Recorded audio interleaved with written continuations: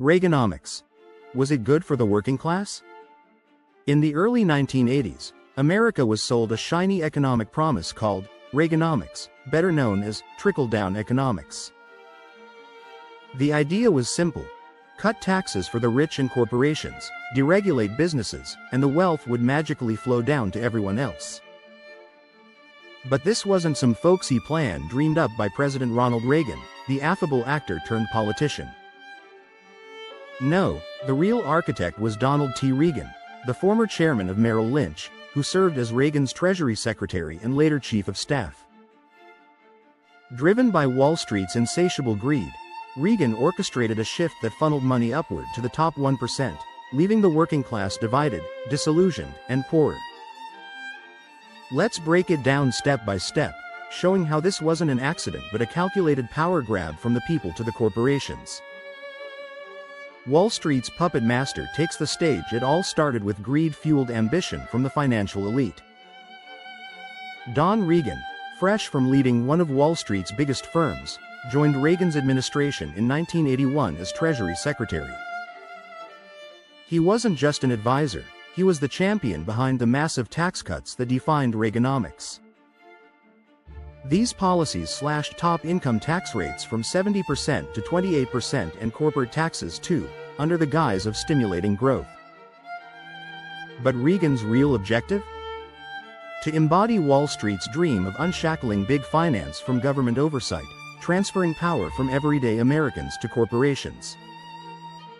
Reagan, with his charismatic speeches, was the perfect front man, the smiling face selling the con while Reagan pulled the strings from behind. This move wasn't about helping the economy, it was about consolidating wealth at the top, where Reagan's old buddies on Wall Street could hoard it without pesky regulations getting in the way. Fracturing the working class to weaken resistance.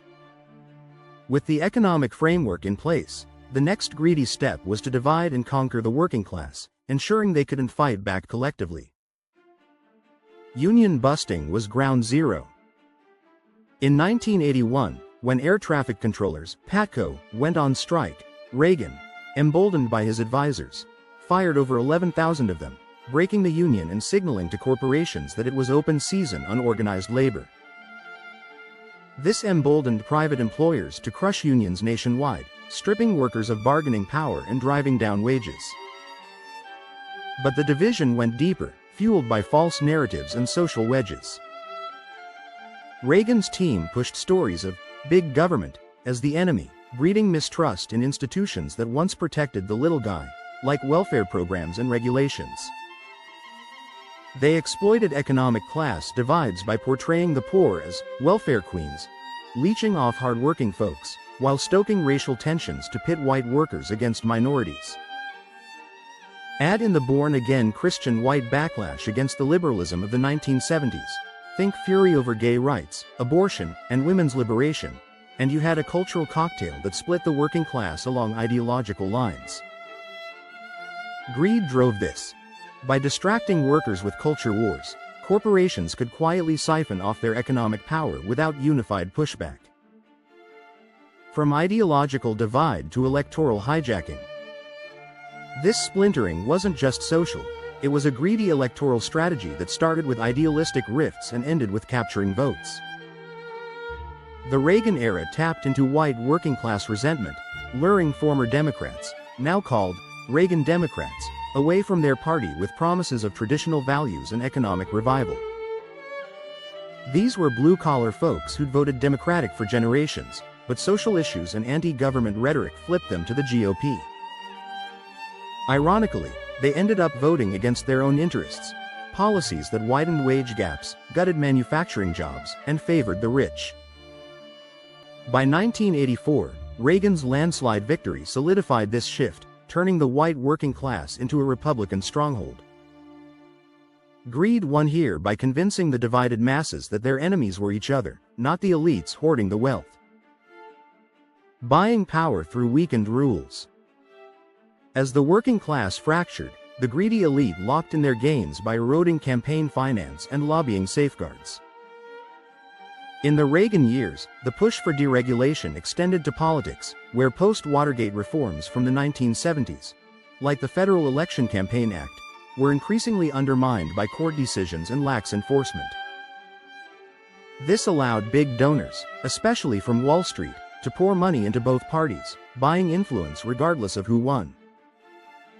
Legislation and rulings weakened limits on contributions, letting corporations and the wealthy invest in politicians like stocks. The result? A bipartisan capture where Wall Street always came out on top, funding candidates who promised more tax breaks and less oversight. Greed made politics a marketplace, where power was auctioned to the highest bidder, shielding the elite from risk. Financial deregulation was the greedy cherry on top, transforming risky ventures into too big to fail empires without personal accountability. Before Reagan, many hedge funds and investment firms operated as partnerships or LLCs, where partners faced personal liability for losses, keeping greed in check with real skin in the game. But Reagan-era laws like the Depository Institutions Deregulation and Monetary Control Act, DIDMCA, of 1980 lifted interest rate caps and barriers between banking and investing, allowing massive leverage and risk-taking. This paved the way for the savings and loan crisis and later the 2008 meltdown, where bailouts protected the giants while small players and taxpayers bore the brunt. Hedge funds ballooned, shedding old liability structures for corporate shields that let executives gamble with other people's money. Greed thrived in this no-consequences world, where failure was socialized but profits privatized. The greedy puzzle came together over decades, and the stats tell a stark story of upward wealth transfer. In 1980, the top 1% held about 10% of national income. By 2023, that shot up to over 20% before taxes. Wealth-wise, the top 1%'s share of U.S. net worth climbed from around 23% in 1989 to nearly 35% by 2024. Meanwhile, wages for the bottom 90% stagnated. Since 1979, they've grown just 28%, while the top 1% saw a 160% surge.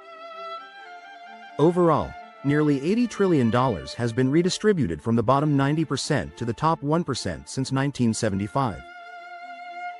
These numbers aren't abstract, they mean millions of working families scraping by while billionaires multiply. Time to unite and reclaim what's yours. This greedy saga, masterminded by figures like Don Regan, has left America's working class, MAGA supporters, Democrats, Black, Hispanic, and everyone in between, poorer and more divided than ever. But understanding the step-by-step heist is the first step to fighting back. Wall Street didn't just take your money, they stole your power through division and deregulation. Now, it's time for the working class to unite across lines of race, party, and ideology. Recognize how you've been played, and vote for true reformers who'll tax the rich fairly, strengthen unions, and rein in corporate greed. Only then can we rebalance the scales and build an economy that works for all, not just the top 1%. The power is still in your hands, use it. Thanks for watching.